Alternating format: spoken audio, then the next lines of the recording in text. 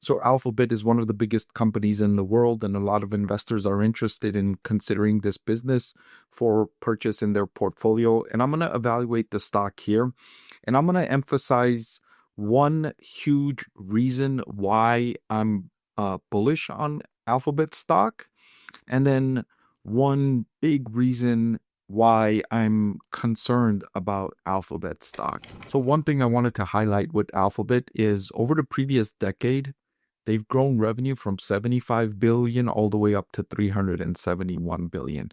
So that's growth of approximately $300 billion in revenue over a period of 10 years.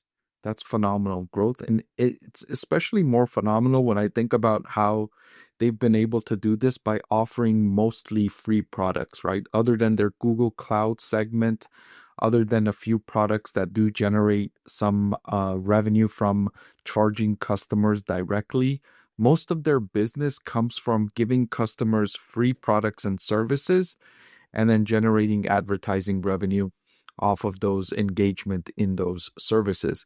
And I think that's an unbeatable strategy if you scale it up, because the customer value proposition is one of the most important steps in my investing framework, and Alphabet scores an A plus, like 100% in this rating, because there isn't anything better than free, right? You can't get any lower than free in terms of our business world. Maybe one day we'll get to the point where these companies start paying you to use their services because they make so much money off of you when you use their services in advertising revenue.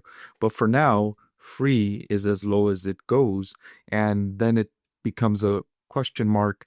How good of a product or service are you offering? Because free doesn't mean that it's actually a good product, but Alphabet's been able to deliver a good enough product that gets, they have over 6 products that have over 1 billion monthly active users. So they're offering a good enough product at a great price, free, and still generating significant revenue in return.